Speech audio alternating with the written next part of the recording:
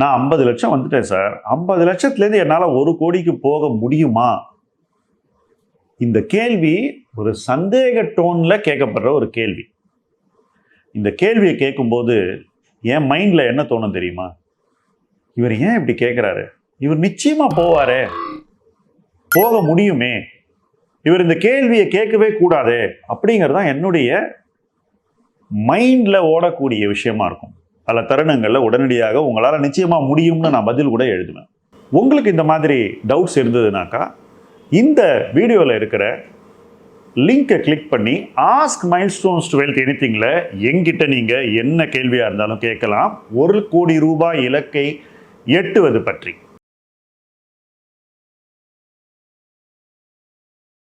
Friends, இந்த முதலீட்டு களம் பதிவில் நம்ம பேச போற தலைப்பு மில்லியனர் ஆவது எப்படி. ஏற்கனவே நம்ம முதல் லட்சத்தை எப்படி சேமிக்கணும், அதை எப்படி உருவாக்கணும்னு பேசினோம். இந்த பாட்காஸ்ட்ல நம்ம அடுத்த கட்டத்துக்கு போறோம். மில்லியனர் ஆவது எப்படி? மில்லியனர் என்றால் 10 லட்சம் ரூபாய் வைத்திருக்கக்கூடிய ஒருவர். ஸோ அமெரிக்காவில் மில்லியனர்னா பெரிய பணக்காரன் என்று சொல்லலாம்.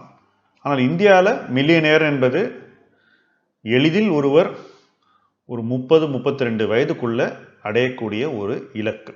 ஆனால் அமெரிக்காவில் அப்படி இல்லை. மில்லியனர் ஆவது என்பது ஒரு மிகப்பெரிய ஒரு இலக்கு. ஸோ அதே வார்த்தை, அதே அளவீடு அமெரிக்காவுக்கும் நமக்கும் நிறைய வித்தியாசம் இருக்கு. ஸோ நம்ம ஊரில் மில்லியனர் ஆகுதுங்கிறது எட்டாத ஒரு விஷயம் இல்லை என்பதை முதலில் நான் உங்களுக்கு சொல்ல விரும்புகிறேன். யார் மில்லியனர் ஆக முடியும்? யார் வேண்டுமானாலும் ஆகலாம். ஆனால் ஒரு குறிப்பிட்ட வருமானத்தில் இருக்கக்கூடியவர்கள் மிக எளிதில் மில்லியனர் ஆக முடியும். மற்றவர்களுக்கு இன்னும் அதிக காலமாகும். இன்னைக்கு நாம பேச போற இந்த ப்ராஜெக்ட் 50,000 ரூபாய் மாத வருமானத்தில் இருந்து 1 லட்சம் ரூபாய் மாத வருமானம் உள்ளவர்களுக்கு மட்டும்தான். மற்றவங்களுக்கு வேற ஒரு செப்பரேட் வீடியோவில் நான் எக்ஸ்பிளைன் பண்றேன்.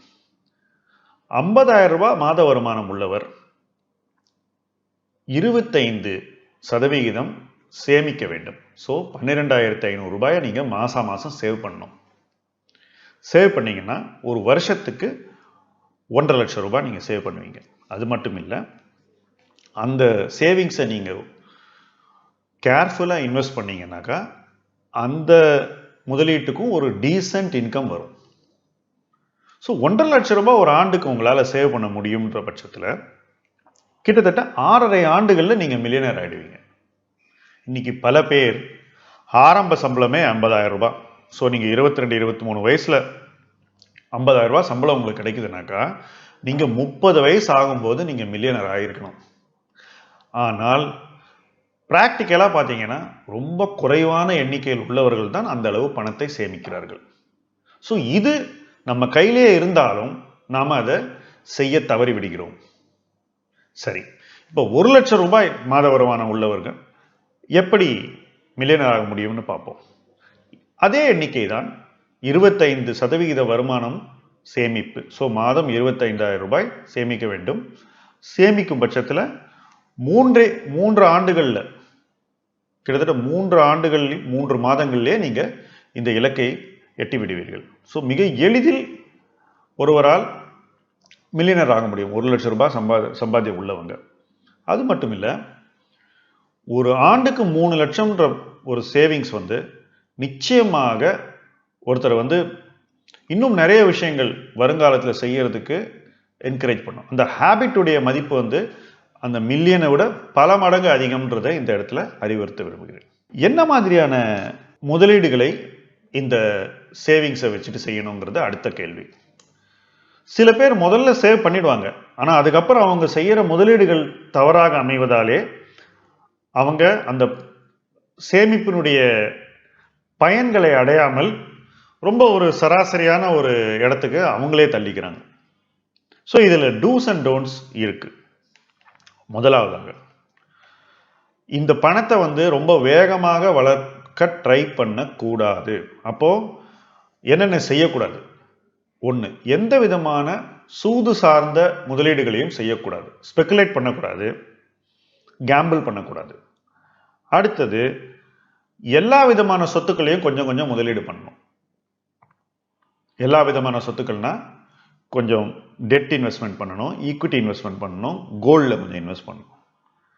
4வதா வேணும்னா குளோபல் அசெட்ஸ்லையும் கொஞ்சம் இன்வெஸ்ட் பண்ணலாம்.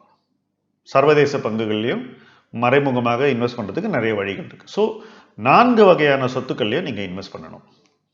அடுத்தது ரெகுலராக இன்வெஸ்ட் பண்ணணும். மாதம் நான் சொன்ன இந்த 25% சேமிப்பு இருக்கு இல்லையா, 50,000 ரூபாய் வருமானம்னா உங்களுக்கு 12,500 ரூபாய் இருக்கு.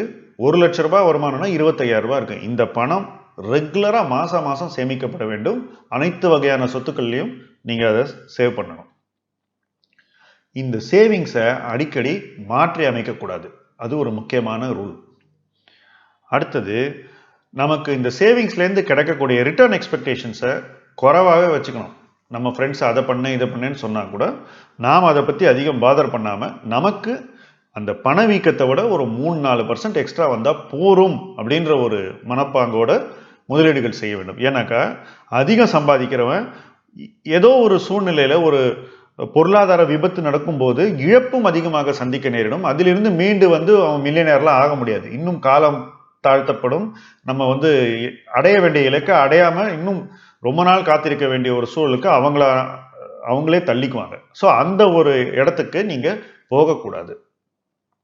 கடைசியாக முக்கியமான ஒரு விஷயம், கடன் வாங்கவே கூடாது. ஏன்னா கடன் என்பது உங்களுக்கு ஒரு காஸ்ட் ஆயிடும். அப்போ சேமிக்கிறதுக்கு பதிலாக நீங்க செலவு பண்ணிட்டு இருப்பீங்க. அதையும் தவிர்க்க வேண்டும்.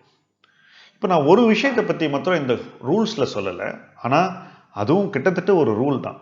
அது என்னன்னா, உங்க சேமிப்புகள் காப்பீடுகளில் வருமானத்திற்காக இன்வெஸ்ட் பண்ணக்கூடாது. Insurance is not an investment. அப்போ நீங்க இன்சூரன்ஸ் வேணும்னா வெறும் ஒரு டேர்ம் இன்சூரன்ஸை போட்டுட்டு அதோட நிறுத்திக்கணும். நீங்க இன்சூரன்ஸ்ல இவ்வளவு பணம் திரும்பி கிடைக்கும், அவ்வளவு பணம் திரும்பி கிடைக்கும்னு அனாவசியமா இந்த சேவிங்ஸை அந்த இடத்துல போட வேண்டிய அவசியமே கிடையாது. நீங்க வெறும் பியூர் டேர்ம் பிளானை வாங்கிட்டு அதோட நிறுத்திக்கிட்டா போறோம். அது உங்களை சார்ந்த குடும்பத்தினருக்கும் உங்களை நம்பி இருப்பவர்களையும் நிச்சயமாக ஒரு எமர்ஜென்சியில காப்பாற்றும். போதிய பணத்தை அவங்களுக்கு கொடுக்கும். ஆனா உங்களுக்கு அதிக செலவு வைக்காது.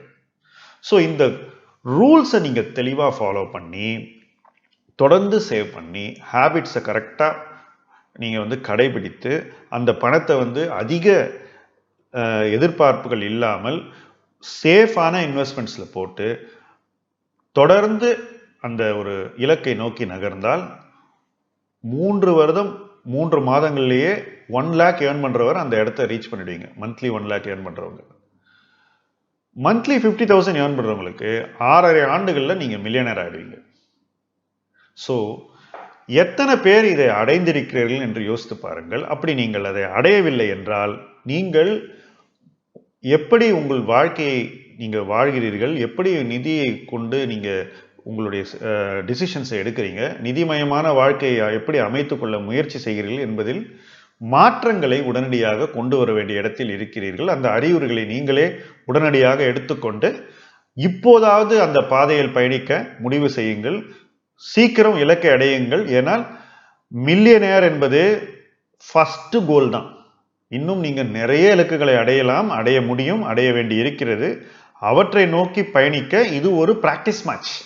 ஸோ இந்த பிராக்டிஸ் மேட்சை சீக்கிரமா விளையாடி நல்ல விதமாக விளையாடி அதில் ஜெயிப்பதற்கு எல்லோருமே முயற்சிக்க வேண்டும். தொடர்ந்து முதலீட்டு களம் பாருங்கள். இது போன்ற சப்ஜெக்ட்ஸை நான் உங்களுக்கு நிறைய விஷயங்களை சொல்லுவேன். அதை நீங்கள் கடைபிடித்து நிச்சயமாக முன்னேறுவீர்கள் என்று நம்புகிறேன். இந்த சைட்டை பற்றி உங்களுடைய ஃப்ரெண்ட்ஸுக்கும் சொல்லுங்க. இந்த வீடியோவை அவங்களோட ஷேர் பண்ணுங்க. Thank you very much. முதலீட்டு களம் உங்கள் களம்.